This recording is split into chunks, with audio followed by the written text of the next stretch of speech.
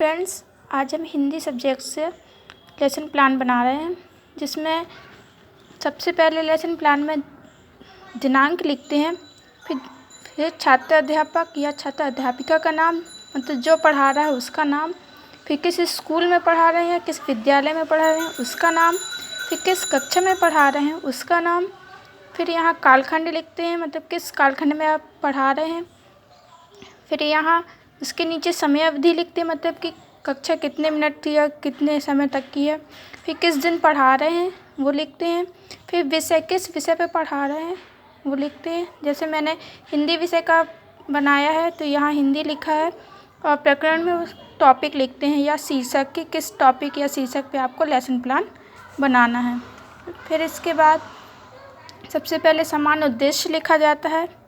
समान उद्देश्य में अपन लिखते हैं छात्रों की मानसिक और बौद्धिक अभिव्यक्तियों का विवरण। दूसरा है छात्रों के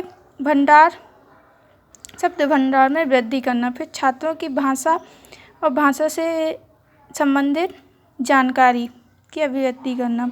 फिर वाचन शक्ति का विकास करना, बोलना, पढ़ना और लिखने का विकास करना। फिर उसमें व्याकरण संबंधी ज्ञान बढ़ाना। फिर उसके बाद विशिष्ट उद्देश्य लिखते हैं। विशिष्ट उद्देश्य में हमने लिखा है छात्रों को व्याकरण की सहायता से शुद्ध एवं परिमार्जित भाषा को प्रयोग में लाने के लिए समर्थ बनाना। दूसरा मैंने लिखा है छात्रों में नवीन शब्द निर्माण की क्षमता विकसित करना। तीसरा है छात्रों में भाषा तथा उसके अंग उपांगों की रचना समझने की योग्यता विकसित करना। फिर चौथा है समास तथा समास के भेद का ज्ञान कराना। ठीक, उसके बाद मैंने लिखा है पूर्वाज्ञान। पूर्वाज्ञान में अपन वो लिखते हैं कि बच्चे जो हैं उनको पहले से कुछ जानकारी है कि नहीं है। तो इसमें मैंने लिखा है पूर्वाज्ञान में कि छात्रों को समाज के बारे में संक्षिप्त जानकारी है। फिर उसके बाद शिक्षण विधि। शिक्षण विधि में श्यामपट्ट विधि, प्रश्नोत्तर विधि, व्याख्या विधि, समस्या समाधान विधि आदि। ठीक, फिर इसके बाद शिक्षण सहायक सामग्री, मतलब कि शिक्षण सहायक सामग्री में क्या लिखते हैं कि जो अपन सामग्री का उपयोग करते हैं। मैंने लिखा चॉक, डस्टर, चार्ट और पुस्तक। प्रस्तावना में फिर इसके बाद प्रस्तावना आती है। प्रस्तावना में 2 कॉलम बनाते हैं। एक साइड लिखते हैं छात्र अध्यापिका क्रिया और दूसरे साइड छात्र क्रिया। छात्र अध्यापिका में हमने पहला क्वेश्चन पूछा शब्दों के मेल को क्या कहते हैं। ठीक, फिर उसके बाद समास का कोई एक उदाहरण बताइए और समास कितने प्रकार के होते हैं। उसके बाद उद्देश्य कथन लिखते हैं कि आज हम क्या पढ़ाने वाले हैं वो लिखते हैं। फिर उसके बाद प्रस्तुतिकरण। फिर प्रस्तुतिकरण में जैसे कॉलम बनाते हैं। सबसे पहले शिक्षण बिंदु लिखते हैं उस कॉलम में, दूसरे में छात्र अध्यापिका क्रिया, तीसरे में छात्र क्रिया और चौथा श्यामपट्ट कार्य, जो अपन श्यामपट्ट या ब्लैक बोर्ड में लिखते हैं। तो हम यहाँ पर आज पढ़ा रहे थे आपको समास के प्रकार। तो मैंने सबसे पहले यहाँ पर लिखा है समास के प्रकार शिक्षण बिंदु में। फिर छात्र अध्यापिका क्रिया में सबसे पहले समास बताएगी। समास क्या होता है, जब 2 या 2 से अधिक शब्दों मिलकर एक नवीन शब्द का निर्माण करते हैं तो इस क्रिया को अपन क्या कहते हैं, समास कहते हैं। ठीक, जैसे राजा का पुत्र, राजपुत्र, राजा का पुत्र या राजपुत्र, या राजा का पुरुष, राजपुरुष। ठीक, इसको क्या कहेंगे, छात्र इसमें ध्यानपूर्वक सुनेंगे। इसके बाद स्पष्टीकरण मैंने लिखा है समास के प्रकार। इसमें सबसे पहले मैंने लिखा है समास के प्रकार कितने प्रकार के होते हैं, 6 प्रकार के होते हैं। अव्ययीभाव समास, तत्पुरुष समास, कर्मधारय समास, द्विगु समास, द्वंद्व समास, बहुब्रीहि समास। ठीक, इस समय छात्र अपने उत्तर पुस्तिका में लिखेंगे और श्यामपट्ट कार्य में अपन उसके प्रकारों को डाल देंगे।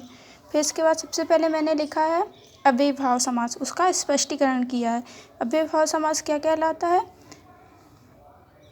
जिस पे समास का पूर्व पद, प्रथम पद अव्यय या उपसर्ग तथा उत्तर पद संज्ञा होता है, वह अव्ययीभाव समास कहलाता है। जैसे यथाशक्ति, शक्ति के अनुसार, इसका पूर्व पद प्रधान है, मतलब यथा जो है प्रधान है।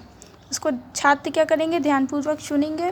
फिर अपन श्यामपट्ट में कार्य में 1-2 उदाहरण लिख देंगे, एग्जाम्पल दे देंगे। फिर इसके बाद तत्पुरुष समास। तत्पुरुष समास क्या होता है, जिसका पूर्व पद विश्लेषण से गौण तथा उत्तर पद विशेष होने के कारण प्रधान होता है, वह तत्पुरुष समास होता है।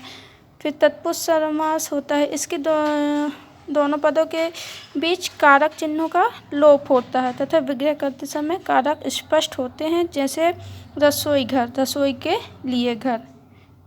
ठीक, ये 6 प्रकार के होते हैं तत्पुरुष समास। कर्म तत्पुरुष, कारण तत्पुरुष, प्रधान संप्रधान तत्पुरुष, अपादान तत्पुरुष, संबंध तत्पुरुष, अधिकरण तत्पुरुष।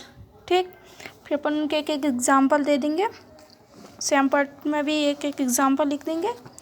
इसके बाद अपन कर्मधारय में समास में आते हैं। कर्मधारय समास में लिखेंगे, जिस समास का पूर्व पद विश्लेषण तथा उत्तर पद विशेष होता है वह कर्मधारय समास कहलाता है। ठीक, इसके पूर्व पद तथा उत्तर पद में उपमान उपमेय का भी संबंध हो सकता है, जैसे महाजन, जो महान है जन। छात्र क्या करेंगे, ध्यानपूर्वक सुनेंगे। फिर अपन कर्मधारय का भी श्यामपट्ट में एक उदाहरण या एग्जाम्पल लिख देंगे। ऐसे द्विगु समास को समझा देंगे, द्वंद्व को भी समझाएंगे और बहुब्रीहि समास को भी समझा देंगे। उसके सबके एक एक एग्जाम्पल लिख देंगे यहाँ पास, और यहाँ सबकी परिभाषा दे देंगे। इसके बाद अपन आते हैं पुनरावृत्ति।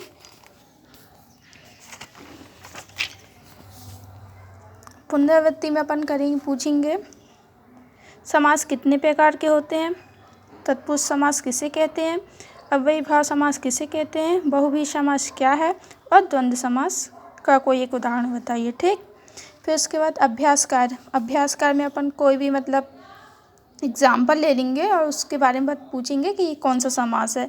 जैसे चक्रधर, चक्र को धारण करने वाला अर्थात विष्णु, कौन सा समास हुआ, बहुब्रीहि समास हुआ। पूर्व पश्चिम, पूर्व और पश्चिम कौन सा समास हुआ, पूर्व और पश्चिम कौन सा समास हुआ, बताइए।